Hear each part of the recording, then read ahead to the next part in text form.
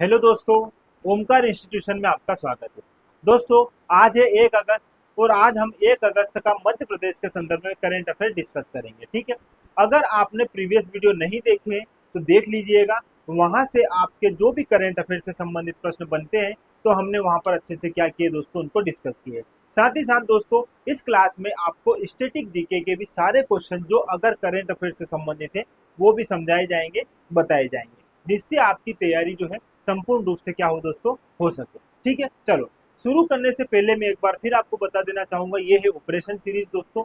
इस operation series में जो है हम हर जो भी क्वेश्चन रहेगा उस क्वेश्चन को बेहतर तरीके से उसके सारे आयाम को डिस्कस करेंगे। इससे क्या होगा दोस्तों, आप सारी चीजें समझोगे, स्टैटिक जीके की भी और करंट अफेयर्स को भी अगर देखोगे तो आप दोनों को एक साथ अगर पढ़ोगे, समझोगे, तो आप उसको लंबे समय तक याद भी कर पाओगे और आपकी एग्जाम के लिए भी वो ज्यादा बेहतर होगा। ठीक है, तो आज जो है दोस्तों करंट अफेयर्स की जो जो प्रमुख प्रमुख सुर्खियां है वो हम एक बार देख लेते हैं, फिर हम उनका क्या करेंगे, अच्छे से यहाँ पर डिस्कस करेंगे। देखो, ये है 1 अगस्त और आज जो है 1 अगस्त का करंट अफेयर्स हम क्या कर रहे हैं, यहाँ पर देख रहे हैं। ठीक है, चलो पहला है दोस्तों, यहाँ पर उज्जैन के सुदीप भार्गव जो है उनको क्या बनाया गया है दोस्तों, उप महाधिवक्ता।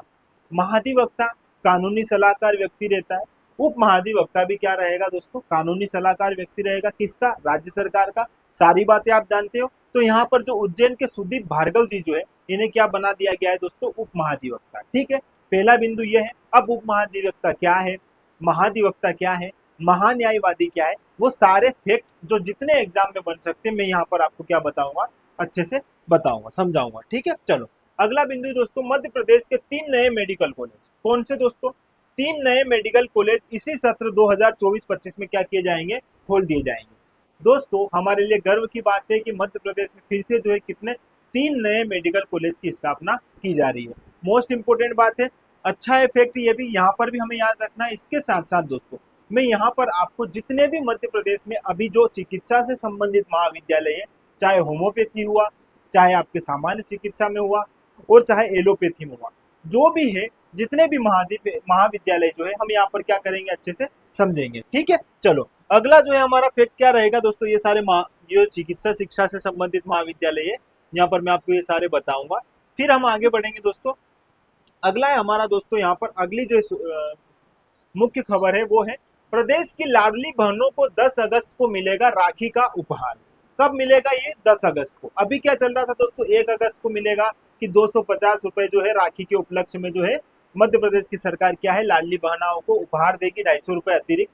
लेकिन अब जो है ये कितनी तारीख बता दी गई है यहाँ पर, 10 अगस्त को। डिस्कस करेंगे लाडली बहना बहना योजना को और मध्य प्रदेश की जो बहना है उनको और किस प्रकार से लाभ दिया जा रहा है, इस पर भी हम क्या करेंगे, यहाँ पर चर्चा करें। ठीक है, चलो अगला बिंदु है दोस्तों यहाँ पर हमारा, वर्ष 2030 तक जीरो हंगर प्रदेश के लक्ष्य को प्राप्त करने का प्रयास जो है, महिला बाल विकास मंत्री सुश्री भूरिया ने ये बात बोली है कि हम 2030 तक जो है जीरो हंगर प्रदेश, मतलब जो भूखमरी जो है मध्य प्रदेश में, इसको क्या करेंगे, पूर्णतः समाप्त करने के उद्देश्य से काम करेंगे और 2030 तक जो है मध्य प्रदेश को संपूर्ण रूप से जीरो हंगर की श्रेणी में लाएंगे। तो ये बात इंपॉर्टेंट है, सीधे सीधे एग्जाम में यहाँ से प्रश्न बन सकते हैं दोस्तों। किस प्रकार बन सकते हैं कि मध्य प्रदेश में जो है जीरो हंगर प्रदेश जो है मध्य प्रदेश को बनाना है, इसके लिए सरकार ने जो है कितना वर्ष निर्धारित किया है, तो यहाँ पर 2025, 2030, 2035, 2040 इस प्रकार से ऑप्शन अगर बनते हैं तो आपसे ये प्रश्न भी अच्छे से क्या होना चाहिए, यहाँ पर समझ में आना चाहिए और आपसे बनना चाहिए। ठीक है, चलो अगला हमारा बिंदु दोस्तों, जल्द शुरू होगा 100 करोड़ की लागत के श्री खेड़ापति हनुमान लोक कॉरिडोर का निर्माण कार्य। दोस्तों, जैसे महाकाल लोक है, उसी जैसे महाकाल लोक की तर्ज पर ही जो है भोपाल में जो है क्या शुरू किया जा रहा है दोस्तों, श्री खेड़ापति हनुमान कॉरिडोर। इंपोर्टेंट है, 100 करोड़ की लागत से शुरू किया जा रहा है। तो मान के चलो दोस्तों, यदि यहाँ से भी प्रश्न बने तो इसके भी सारे आयाम हम यहाँ पर क्या कर लेंगे, अच्छे से कवर कर लेंगे। ठीक है, अगला हमारा मुख्य बिंदु है यहाँ पर दोस्तों, इंदौर के वेद लाहोटी ने अंतरराष्ट्रीय भौतिकी ओलंपियाड में पदक जीता। किसने जीता है दोस्तों? इंदौर के वेद लोहाटी। इंपोर्टेंट है, क्यों इंपोर्टेंट है? ओलंपियाड जो है दोस्तों अंतरराष्ट्रीय स्तर पर हुआ है। ठीक है, कहाँ हुआ है? ईरान में हुआ है। कौन से क्रम का हुआ है, कौन कौन वहां पर विजिट हुए, सारी बातें जब इस क्वेश्चन में हम आएंगे तो मैं आपको यहाँ पर बताऊंगा। चलो अब शुरू करते हैं अपना कार्यक्रम। और देखो दोस्तों, सबसे पहले बात करते हैं हमारे पहले आज का जो पहला हमारा बिंदु है उस पर। ठीक है, देखो ये है आज का पहला हमारा समाचार, जिसमें लिखा है उज्जैन के सुदीप भार्गव को उप महाधिवक्ता बनाया गया। क्या बनाया गया दोस्तों? उप महाधिवक्ता। ठीक है, पहली बात तो ये याद रखो, किन्हें बनाया गया है ये भी यहाँ पर देख लीजिए, सुदीप जी भार्गव को। ठीक है, तो सुदीप जी भार्गव क्या बन गए हैं? मध्य प्रदेश के उप महाधिवक्ता। उप महाधिवक्ता का कार्य क्या रहता है दोस्तों? यदि महाधिवक्ता नहीं है तो ऐसी स्थिति में उप महाधिवक्ता क्या करेंगे? महाधिवक्ता के कार्य को क्या अच्छे से संचालित करेंगे। तो यहाँ पर इंपॉर्टेंट है कि महाधिवक्ता होते क्या है और ये करते क्या है। ये एक कानूनी सलाहकार रहते हैं दोस्तों, जो राज्य स्तर पर अगर देखोगे तो महाधिवक्ता, और यदि आप जाओगे केंद्र के स्तर पर तो वहां पर आपको महान्यायवादी जी जो है इसी संदर्भ में मिलेंगे। दोस्तों दोनों क्या है? दोनों कानूनी सलाहकार है, वो राज्य सरकार के महाधिवक्ता और केंद्र सरकार के महान्यायवादी। लेकिन यहाँ पर अब एग्जाम में जो जो प्रश्न पूछ सकता है एग्जाम में, वो मैं सारे आपको यहाँ पर बताऊंगा। आर्टिकल वाइज भी समझना है, कार्य क्या है, कौन नियुक्ति करता है ना, पद से कौन हटाता है, सारी बातें समझते हैं। कार्य क्या है देखो यहाँ पर आप समझो, इसके लिए मैं बता देना चाहूंगा। यहाँ बात करता हूँ दोस्तों मैं महान्यायवादी की। ठीक है, यहाँ पर बात कर रहा हूँ किसकी? महान्यायवादी की। और यहाँ बात करूंगा मैं महाधिवक्ता की। ठीक है, यहाँ पर मैं बात करूंगा महाधिवक्ता। ठीक है, दोनों बातें अच्छे से समझना। अब यहाँ अगर मैं बात करूं तो संविधान में कौन से अनुच्छेद में इनका वर्णन किया गया है? तो इनका वर्णन किया गया है दोस्तों 76 में। आर्टिकल 76 जो है किससे संबंधित है? महान्यायवादी से। और यहाँ पर आप देखोगे दोस्तों, आर्टिकल या अनुच्छेद जो है 165 जो है किससे संबंधित है? महाधिवक्ता से। इंपॉर्टेंट है, सीधा सीधा एग्जाम में पूछा जाता है। अब यहाँ पर समझना दोस्तों, इनकी जो है आर्टिकल 165 क्या बोलता है कि जो महाधिवक्ता है उनकी नियुक्ति कौन करेगा दोस्तों? तो इनकी नियुक्ति करता है राज्यपाल। ठीक है, राज्यपाल इनकी नियुक्ति करेगा। ये किस आर्टिकल में लिखा हुआ है? ये आर्टिकल 165 में लिखा हुआ है। ठीक है, अब बात समझना, तो यहाँ पर भी तो कोई नियुक्ति करेगा दोस्तों। तो महान्यायवादी की नियुक्ति कौन करता है? तो महान्यायवादी की नियुक्ति करता है दोस्तों राष्ट्रपति। ठीक है, ये बात आप सारी जानते हो। ठीक है, अब आगे दोनों जो है दोस्तों यहाँ पर प्रसाद पर्यंत रहते हैं। ठीक है, प्रसाद पर्यंत मतलब क्या होता है ये भी मैं आपको समझाता हूँ। मतलब ऐसा कि यह जो है किसके प्रसाद पर्यंत पर रहते हैं? मतलब जब तक इच्छा हुई तब तक मैं अपने साथ रखूंगा, पास रखूंगा, नहीं तो मैं क्या कर दूंगा? हटा दूंगा। तो इस प्रकार जो है यह महान्यायवादी किसके प्रसाद पर्यंत पर रहता है दोस्तों? राष्ट्रपति के। ठीक है, जब राष्ट्रपति चाहेगा इसे क्या कर देगा दोस्तों? हटा देगा। यहाँ पर भी मैं अगर प्रसाद पर्यंत की बात करूं, यहाँ पर भी मैं अगर प्रसाद पर्यंत की बात करूं कि ये कब तक जो है अपने पद पर बना रहेगा, तब तक राज्यपाल जो है क्या करेगा?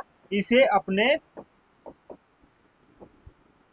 कार्य के लिए रखेगा। ठीक है, तो ये दोनों बातें इंपॉर्टेंट है। यहाँ पर राष्ट्रपति है और यहाँ पर राज्यपाल है। इतनी बात समझ में आई। अब इनका कार्य क्या है दोस्तों? तो कार्य ये क्या है? जो महान्यायवादी है ये केंद्र सरकार के क्या होते हैं? वकील होते हैं, सरकारी वकील। सलाहकार देते हैं कानूनी बातों के लिए। तो ये यहाँ पर मैं लिख देता हूं, ये क्या होते हैं दोस्तों? कानूनी सलाहकार। क्या होते हैं? कानूनी सलाहकार। ये बात आप यहाँ पर समझ लीजिएगा। इसके साथ साथ आप यहाँ पर भी देख लीजिएगा, अब ये कानूनी सलाहकार किसके होते हैं? केंद्र सरकार के। ठीक है, केंद्र सरकार के क्या होते हैं? ये कानूनी सलाहकार। और यदि मैं यहाँ पर देखूं दोस्तों, कानूनी सलाहकार की अगर मैं बात करूं, कानूनी सलाहकार जो है ये कानूनी सलाहकार किसके होंगे? राज्य सरकार के। ठीक है, राज्य सरकार के क्या रहते हैं? कानूनी सलाहकार। ये बातें तो इंपॉर्टेंट थी। अब दोस्तों इनके और भी कार्य समझना। एक इंपॉर्टेंट कार्य है, अगर मैं महान्यायवादी के कार्य की बात करूं तो इनका कार्य क्या है दोस्तों? कि जो भी संसद है, केंद्र लेवल पर आप संसद देखोगे और यहाँ पर क्या देखोगे दोस्तों? विधान परिषद, विधानमंडल, है ना। और यही जो है आप, अगर मैं आपको समझाऊं, ये बात इंपॉर्टेंट है, ये आर्टिकल इंपॉर्टेंट है। एक आर्टिकल है दोस्तों अनुच्छेद 88। क्या है दोस्तों? अनुच्छेद 88। आप इस पर सितारे लगा लीजिए, यह इंपॉर्टेंट है। कई बार ये या तो अनुच्छेद के रूप में पूछा जाता है या एक समझ के रूप में पूछा जाता है। देखो अनुच्छेद 88 क्या बोलता है दोस्तों? आर्टिकल 88 क्या बोलता है कि जो महान्यायवादी है वो संसद के दोनों सदनों में उपस्थित हो सकता है। क्या हो सकता है दोस्तों? उपस्थित हो सकता है।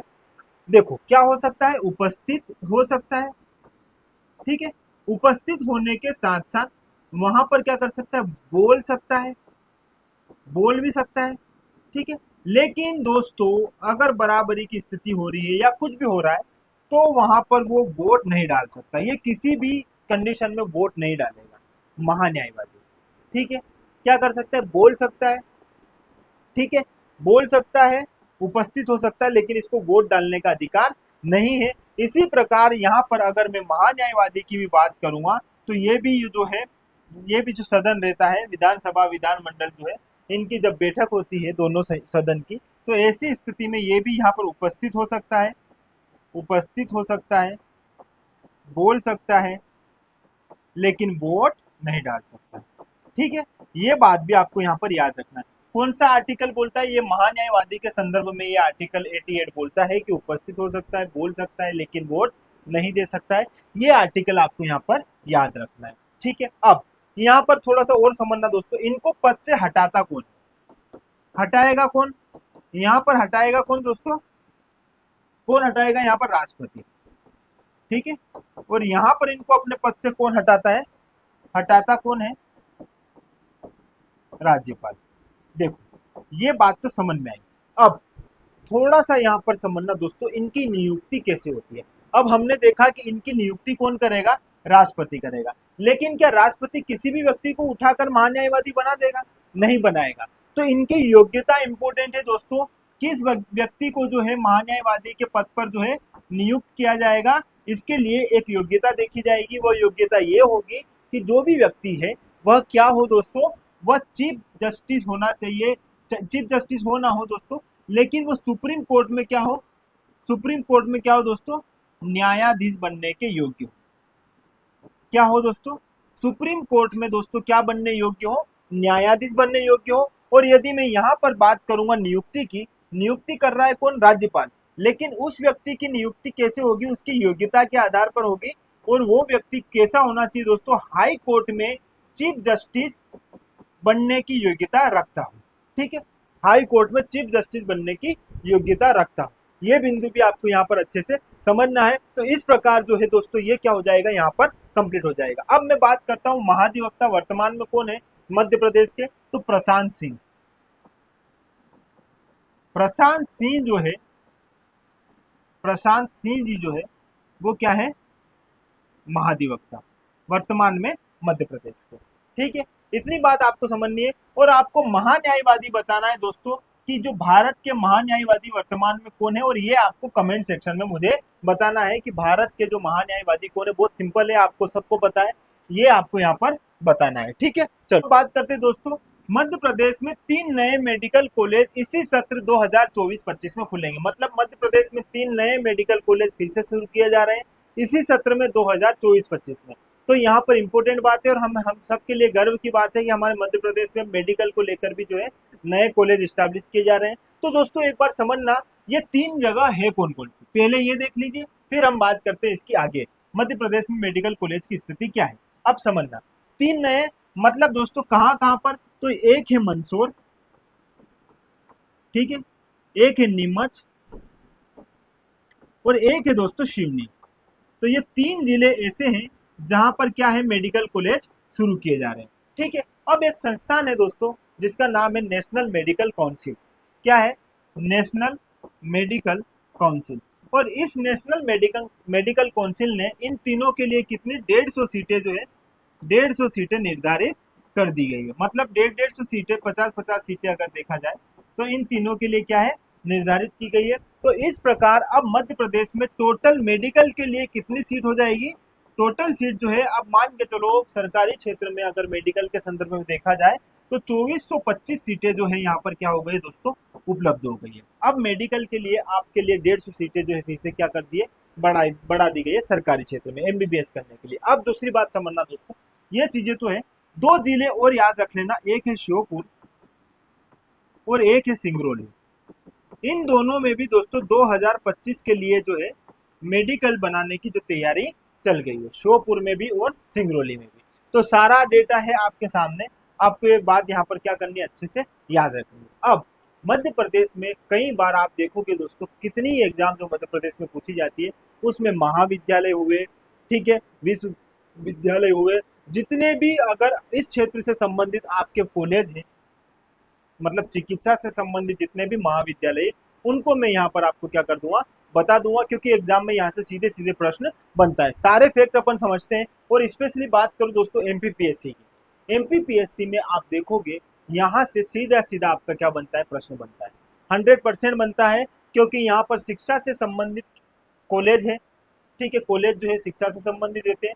और मध्य प्रदेश की यूनिट 6 में आप देखोगे मध्य प्रदेश में शिक्षा, जिसमें आप तकनीकी शिक्षा देखते हो, चिकित्सा शिक्षा देखते हो, सामान्य स्कूली शिक्षा देखते हो, सारी चीजें देखते हो। तो यहाँ पर मैंने इसी बात को ध्यान में रखकर आपके लिए जितने भी चिकित्सा से संबंधित शिक्षा संस्थान है वो सब आपके लिए यहाँ पर मैंने रेडी कर रखा है। बस आपको अच्छे से देखना है और समझना है। देखो, अगर थोड़ा मैं चिकित्सा शिक्षा की ओर जाऊं दोस्तों, तो समझना, राज्य के नागरिकों के लिए ये बात इंपॉर्टेंट है दोस्तों, एक बार अच्छे से समझना। राज्य के नागरिकों के बेहतर स्वास्थ्य व जीवन शैली में सुधार करने हेतु मध्य प्रदेश में वर्ष 1981 में, कब दोस्तों, इंपॉर्टेंट डेट है 1981, 1981 में लोक स्वास्थ्य एवं परिवार कल्याण विभाग के अंतर्गत, किसके अंतर्गत दोस्तों, लोक स्वास्थ्य एवं परिवार कल्याण विभाग के अंतर्गत चिकित्सा शिक्षा की क्या हुई, स्थापना हुई। ठीक है, याद रखना 1981। अगला, महर्षि सुश्रुत, आप सबने नाम सुना है दोस्तों, ये शल्य चिकित्सक थे, आप जानते हो। देखो दोस्तों, इन्हीं के नाम पर Madhya Pradesh medical science university का नाम रखा जाएगा। किसके नाम पर दोस्तों, महर्षि सुश्रुत के नाम पर, क्योंकि ये क्या है दोस्तों, शल्य चिकित्सालय है, शल्य चिकित्सक थे हमारे। ठीक है, चलो अब बात करते हैं। और इसकी स्थापना कब होगी दोस्तों, 2011 में हुई थी, जबलपुर में। ठीक है, तो यहाँ पर याद रखना, Madhya Pradesh medical science university जो है, इसका नाम रखा जाएगा महर्षि सुश्रुत के नाम पर। और इस यूनिवर्सिटी की स्थापना हुई थी 2011 में जबलपुर में। इंपोर्टेंट है, सीधे सीधे यहाँ से भी प्रश्न पूछा जाता है। चलो, राज्य में दो क्या है दोस्तों, पशु चिकित्सालय, कितने, दो। कहाँ कहाँ पर है दोस्तों, एक जबलपुर में है और एक महू में है, दोनों आपको पता है। अगला, राज्य की पहली साइकोलॉजी साइंटिफिक लैब कहाँ पर, भोपाल में। पहली जो है साइकोलॉजी से संबंधित साइंटिफिक लैब जो है कहाँ पर खोली गई दोस्तों, भोपाल में खोली जाएगी। ठीक है, खोली जाएगी। ठीक है, चलो अब आगे बात करते हैं दोस्तों। यहाँ पर मध्य प्रदेश देश का पहला ऐसा राज्य है जहां एमबीबीएस के छात्रों को हिंदी भाषा में शिक्षा दी जाएगी। मध्य प्रदेश ऐसा पहला राज्य है देश में जहां पर जो एमबीबीएस के विद्यार्थी उनको हिंदी भाषा में क्या दी जाएगी दोस्तों, यहाँ पर भाषा में शिक्षा दी जाएगी। ठीक है, चलो आगे बात करते हैं। मेडिकल कॉलेज में नॉलेज शेयरिंग करने वाला, नॉलेज शेयरिंग करने वाला मध्य प्रदेश देश का पहला राज्य बना है। अगला, 11 मई 2023 को मध्य प्रदेश सरकार द्वारा मध्य प्रदेश चिकित्सा शिक्षा प्रवेश निगम 2018 में संशोधन किया गया, ये भी याद रखना। 1961 में मध्य प्रदेश का पहला डेंटल मेडिकल कॉलेज, आपको क्या याद रखना है दोस्तों, कि मध्य प्रदेश का पहला डेंटल मेडिकल कॉलेज कहाँ पर है, तो ये इंदौर में स्थापित किया गया है। कब किया गया है, 1961 में। ये फैक्ट कुछ इंपॉर्टेंट है जो आपको यहाँ पर ध्यान में रखने थे। अब बात करते हैं दोस्तों कुछ महाविद्यालय इसमें। ठीक है, कहाँ कहाँ पर है, देखो, चिकित्सा से संबंधित महाविद्यालय। पहली बात करते हैं, गजरा राजे मेडिकल कॉलेज ग्वालियर में स्थित है दोस्तों। 1946 में, आजादी से पहले इसे गठित किया गया था, गजरा राजे मेडिकल कॉलेज। ठीक है, कहाँ पर है, ग्वालियर में है, इंपोर्टेंट है। अगला, महात्मा गांधी मेमोरियल, आप देखते हो महात्मा गांधी मेमोरियल जो है, एमजीएम जो है, कहाँ पर है, इंदौर में है, और 1948 में इसे स्टैब्लिश किया गया था। अब बात करते हैं गांधी मेडिकल कॉलेज की। गांधी मेडिकल कॉलेज भोपाल में दोस्तों, और 1955 में इसे स्टैब्लिश किया गया था। ठीक है, इतनी बात आपको समझ में आई। अब नेताजी सुभाष चंद्र बोस जबलपुर में है यह महाविद्यालय, और ये चिकित्सा से संबंधित है, और 1955 में इसको क्या किया गया था, स्टैब्लिश किया गया था। श्याम शाह मेडिकल कॉलेज रीवा में है दोस्तों, ये आपको पता थे चारों, इसके बारे में आप अच्छे से देखना। कई बार एग्जाम में ऐसे कॉलेज के बारे में पूछ लिया जाता है जिसकी हमें ज्यादा जानकारी नहीं होती है। अब यहाँ समझना, श्याम शाह मेडिकल कॉलेज कहाँ है, रीवा में है, और 1963 में इसको स्टैब्लिश किया गया था। अटल बिहारी वाजपेयी मेडिकल कॉलेज कहाँ पर है दोस्तों, विदिशा में। ठीक है, आपको क्या याद रखना है, अटल बिहारी वाजपेयी मेडिकल कॉलेज कहाँ है, विदिशा में। शासकीय चिकित्सा महाविद्यालय कहाँ है दोस्तों, सागर में। 2008 में इसे स्टैब्लिश किया गया था। शासकीय जो है चिकित्सा महाविद्यालय कहाँ पर है, सागर, 2008 में। ठीक है, चलो अब बात करते हैं दोस्तों आयुर्वेद से संबंधित महाविद्यालय। अब दोस्तों ये भी जरूरी है, अगर चिकित्सा से संबंधित हम बात कर रहे हैं तो आयुर्वेदिक महाविद्यालय जो है वहां से भी पूछा जा सकता है। तो यहाँ पर मैंने आपके लिए ये भी रेडी रखा है, आप बस पढ़ लीजिए एक बार और समझ लीजिएगा। आयुर्वेद महाविद्यालय ग्वालियर में 1916 में इस्टेब्लिश किया गया था। एक आयुर्वेद महाविद्यालय जो है बुरहानपुर में भी है दोस्तों। राजकीय धन्वंतरी आयुर्वेदिक महाविद्यालय इंपोर्टेंट है, ये प्रश्न पूछा जा सकता है। जो राजकीय धन्वंतरी आयुर्वेद महाविद्यालय है वो उज्जैन में है और 1958 में इसे स्टैब्लिश किया गया था। आयुर्वेद महाविद्यालय कहाँ पर है? जबलपुर में है, 1971 में इसको शुरू किया गया था।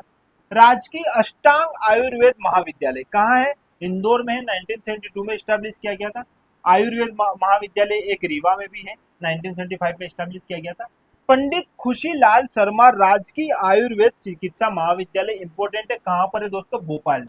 ठीक है, तो इस प्रकार से जो सीधे सीधे नाम से पूछे जाते हैं वो आपको क्या करने होंगे, यहाँ पर याद रखने। जैसे राजकीय धन्वंतरी आयुर्वेदिक महाविद्यालय इंपोर्टेंट है, आपको ये याद रखना है, ये उज्जैन में है और ये 1958 में इसको शुरू किया गया था। ठीक है, चलो अब बात करते हैं दोस्तों चिकित्सा से कुछ अन्य संबंधित जो महाविद्यालय है वो, और ये जो है हमने देख लिए हैं सारे, अभी हमने यहाँ पर देख लिए थे। ठीक है, चलो फिर से ये स्लाइड सेकेंड बार जो आ गई हमारे सामने। चलो अब आगे देखते हैं दोस्तों मध्य प्रदेश के प्रमुख होम्योपैथी महाविद्यालय। अब हमने आयुर्वेदिक देख लिए, अब होम्योपैथी एक बार देख लेते हैं। शासकीय स्वशासी ऑटोनॉमस की बात कर रहा है दोस्तों। ठीक है, होम्योपैथी महाविद्यालय कहाँ पर है? भोपाल में है। सीधा आपसे पूछेगा कहाँ स्थित है। ठीक है, नारायण श्री होम्योपैथी महाविद्यालय कहाँ है? यह भी भोपाल में। Ramkrishna college of homeopathy and medical science, ये भी कहाँ है? भोपाल में। श्री रामनाथ सिंह होम्योपैथी महाविद्यालय कहाँ है दोस्तों? भिंड में। रामनाथ सिंह होम्योपैथी महाविद्यालय कहाँ पर है? भिंड में। इंदिरा गांधी होम्योपैथी महाविद्यालय जो है दोस्तों जबलपुर में, ये इंपॉर्टेंट है, याद रखना। इंदिरा गांधी होम्योपैथी महाविद्यालय कहाँ पर है? जबलपुर में। आगे बात करते हैं वसुंधरा राजे होम्योपैथी महाविद्यालय कहाँ पर है दोस्तों? ग्वालियर में। सीधी बात समझ में आ रही है।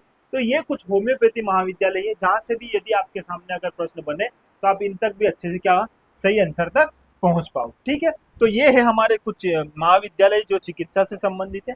अब वापस आते हैं हमारी किस पर दोस्तों? आज की खबरों पर। ठीक है, देखो अब मेरा इंटेंशन यही है दोस्तों कि जब मैं आपको कोई भी करंट अफेयर्स पढ़ाऊं तो उस करंट अफेयर में जो एग्जाम के लिए जरूरी है, अगर ट्रेडिशनल बातें हैं तो भी बताऊंगा, और यदि स्टैटिक जीके से संबंधित फैक्ट जो एग्जाम में पूछे जाते हैं वो तो मैं जरूर आपको बताऊंगा, ताकि करेंट के साथ साथ आपका स्टैटिक पोर्शन भी कंप्लीट हो। दोस्तों करेंट अफेयर्स जो है ये रेडी हो जाएगा, नो डाउट। आपको मैं हर दिन की जो है जितनी भी ऑफिशियल वेबसाइट है उनसे डेटा लेकर उनमें थोड़ा एफर्ट्स डालकर आपको दिखाने की कोशिश करता हूँ, ताकि आपके लिए सारी चीजें सरल सरल लगे आपको। ठीक है, और इसी बात को मैं ध्यान में रखकर आपको बता रहा हूँ कि जो स्टैटिक जीके वाला पोर्शन रहेगा, स्टैटिक जीके वाले पोर्शन में मैं आपके सारे जो है आयाम यहाँ पर क्या करवाऊंगा, कवर करवाऊंगा। क्योंकि दोस्तों यूनिट वाइज जो सिलेबस में मेंशन किया हुआ है बात, और वो यहाँ के करंट अफेयर्स में यदि ऐड हो रहा है या करंट अफेयर्स में कहीं उस बात की चर्चा हो रही है, तो वो सारे आयाम उस टॉपिक के हम क्या कर लेते हैं, यहाँ पर कंप्लीट कर लेते हैं। इससे क्या होगा, हमारी जो तैयारी होगी दोस्तों वो बहुत बेहतर तरीके से क्या हो जाएगी, शुरू हो जाएगी। और धीरे धीरे धीरे धीरे धीरे यदि आप रोज रेगुलर क्लास देखोगे तो यकीन मानो दोस्तों आपके जो जहाँ जहाँ आपको कुछ जानकारी पता है, कुछ जानकारी नहीं पता है, तो जब ऐसे आप यदि उस चीज को अच्छे से समझ लोगे तो आपकी सारी चीजें क्या हो जाएगी, क्लियर हो जाएगी, और आपको पढ़ने में भी मजा आएगा। ठीक है, चलो अब आगे बढ़ते हैं। यहाँ पर प्रदेश की लाडली बहनों को 10 अगस्त को मिलेगा राखी का उपहार। कब मिलेगा दोस्तों? 10 अगस्त को। इंपोर्टेंट है, इंपोर्टेंट इसलिए है, अब बात समझना क्यों है इंपोर्टेंट। हाल ही में लाडली बहना योजना जो है दोस्तों बहुत चली है, आप जानते हो, और 10 अगस्त को इनको राखी का एक और क्या मिल रहा है, उपहार मिलता है। दोस्तों आगे इसके करंट अफेयर्स की बात को पढ़े उससे पहले आप ये समझ लो इसकी शुरुआत कब हुई थी। सबसे पहले बताना जरूरी है इसकी शुरुआत क्यों? क्योंकि कई बार एमपीपीएससी में प्रश्न सीधा सीधा ये बनता है कि यह जो है योजना कब प्रारंभ की गई थी। कब प्रारंभ की गई थी? तो यह शुरू की गई थी दोस्तों 15 मार्च 2023। ये बात आपको यहाँ पर पहले याद रखनी है। फिर अब बात करते हैं लाडली बहना की ओर। ठीक है दोस्तों, लाडली बहना योजना जो है इसकी जो वर्तमान में जो राशि दी जा रही थी, राशि कितनी दी जा रही थी दोस्तों? 1250। कितनी? 1250। लेकिन अभी आ रहा है दोस्तों रक्षाबंधन, तो रक्षाबंधन में जो है मध्य प्रदेश सरकार जो है, माननीय मुख्यमंत्री जो है हमारे मोहन जी यादव हैं, उन्होंने घोषणा की है कि जो बहनें हैं उनको 250 रुपए का अतिरिक्त क्या है, उपहार के रूप में दिया जाएगा। 250 रुपए इसमें क्या दी जा रही है, उपहार राशि दी जा रही है कि जो बहनें हैं वो क्या करें, अच्छे से रक्षाबंधन का त्योहार मनाएं। तो ये जो 250 रुपीज है, ये आप देखना दोस्तों, ये ऐड हो जाएंगे। और अगली जो राशि जैसे यहाँ पर बताया जा रहा है, करंट अफेयर्स का ये मुद्दा है दोस्तों, कि 10 अगस्त को जो है ये राशि क्या दी जाएगी, प्रदान की जाएगी। तो यहाँ पर जो है 1250, और अगर ये जोड़ोगे आप तो कितने हो जाएंगे दोस्तों, ये हो जाएंगे 12,500, 1500 रुपये हो जाएंगे। ठीक है, ये कितने हो जाएंगे, 1500 रुपए। तो ये राशि किसके खाते में आएगी, लाडली बहनाओं के खाते में। ठीक है, अब थोड़ा सा इस बात को समझना, यह जो है कार्यक्रम 1 अगस्त से क्या है, शुरू कर दिया गया है। 1 अगस्त से जो है लाडली बहना योजना का जो ये जो रक्षाबंधन वाला और जो सावन उत्सव को ध्यान में रखकर जो है मध्य प्रदेश सरकार द्वारा इस कार्यक्रम को शुरू कर दिया गया है। और 1 अगस्त से जो है लगभग 11 जिलों में जो है मुख्यमंत्री जी जाएंगे और वहां पर जो है सेलिब्रेट करेंगे रक्षाबंधन को। लेकिन आपको क्या याद रखना है दोस्तों, यहाँ पर आपके लिए इंपॉर्टेंट बात यह है कि 10 अगस्त को जो है क्या दी जाएगी, राशि दी जाएगी, जिसमें 250 रुपए की राशि अतिरिक्त होगी जो रक्षाबंधन को ध्यान में रखकर दी जा रही है। एक बात और यहाँ पर समझना, 11 जिले हो गए। अब इस कार्यक्रम की जो शुरुआत हुई है दोस्तों सतना जिले से, सतना जिले से इसका प्रारंभ हो चुका है। और सतना में भी कहा, चित्रकूट से इसका क्या हुआ है दोस्तों, इस कार्यक्रम की जो है शुरुआत हो चुकी है।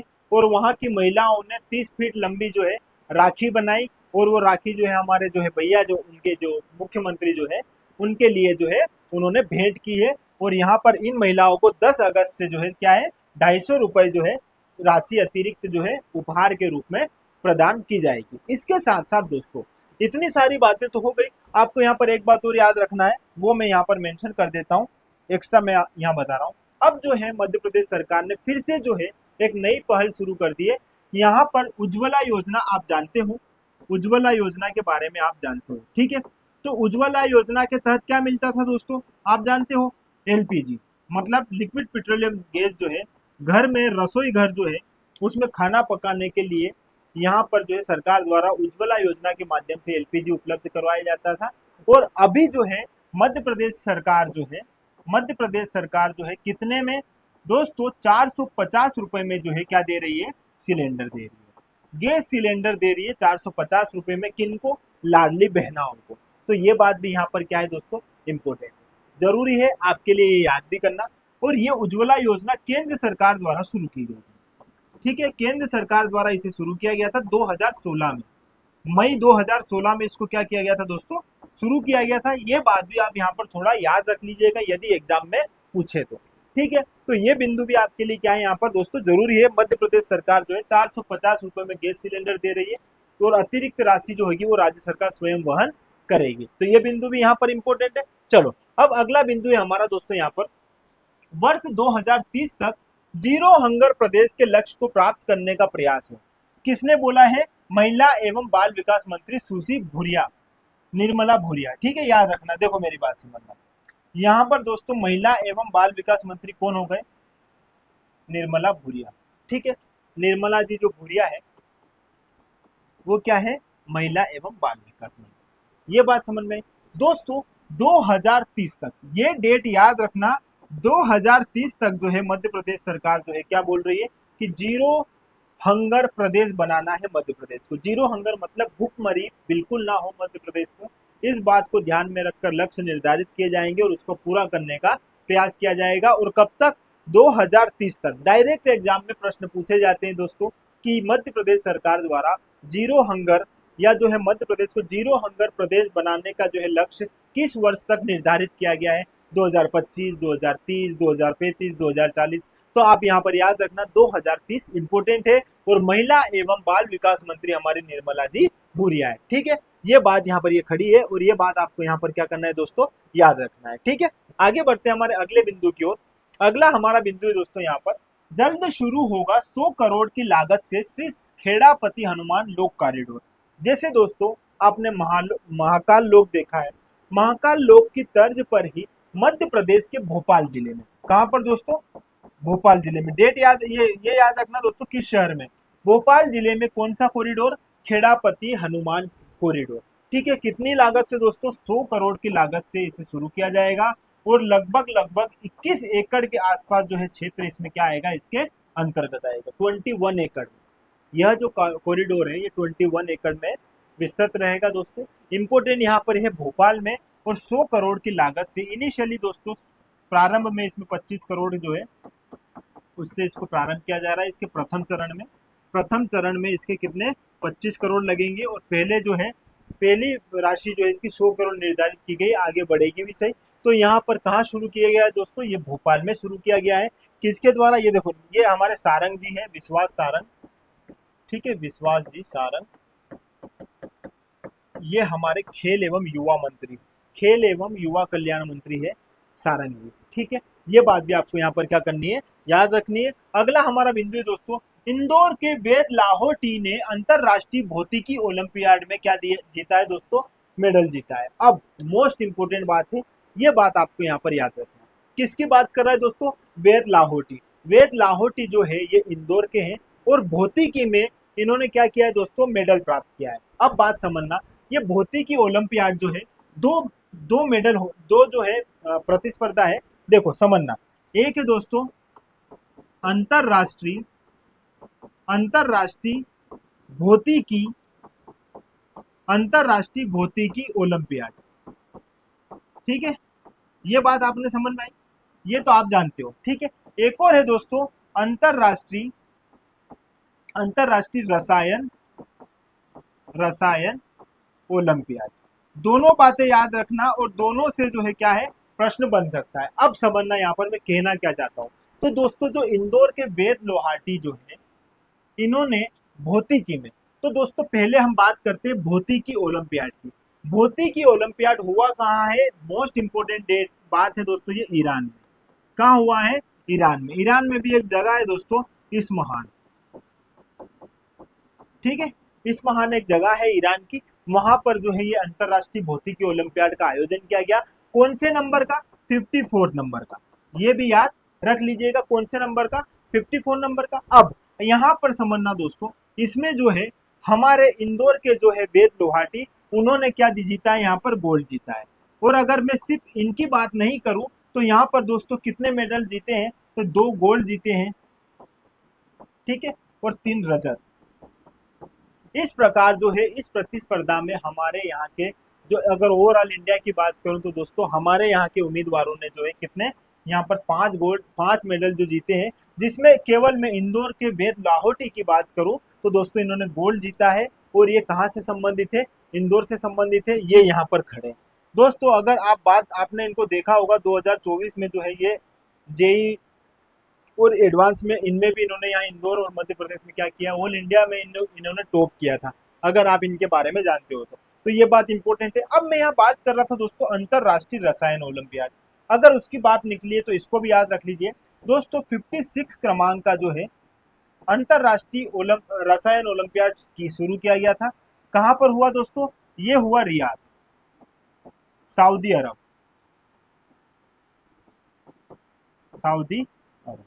इंपोर्टेंट है, ये भी यहाँ पर याद रखना दोस्तों। इसमें एक एक क्या जीता है, एक कांस्य जीता है। ठीक है, एक सिल्वर जीता है हमारे यहाँ के युवाओं ने, और 2 जो है क्या जीते हैं यहाँ पर, रजत जीते हैं। तो ये बात भी आपके लिए इंपॉर्टेंट है। कब से कब आयोजित किया गया था, ये 21 से 29 तक किया गया था, जुलाई में। ठीक है, और ये दोस्तों 21 से 30 जुलाई तक आयोजन इसका हुआ था। इंपॉर्टेंट है, आपको इंदौर के वेद लोहाटी को भूलना नहीं है, याद रखना है दोस्तों। गोल्ड जीता है, बहुत बड़ी बात है। अब अच्छे से आपको ये सारी बातें यहाँ पर समझ में आ गई होगी। तो दोस्तों आज के हमारे इस घटनाक्रम में जो हमारा 1 अगस्त का जो करंट अफेयर्स था मध्य प्रदेश के संदर्भ में, उसको हमने बहुत अच्छे से समझा है। इसी प्रकार दोस्तों रेगुलर आपकी यूट्यूब पर क्लास रहती है, जिसमें मैं आपके लिए मध्य प्रदेश का करंट अफेयर्स लेकर आता हूँ।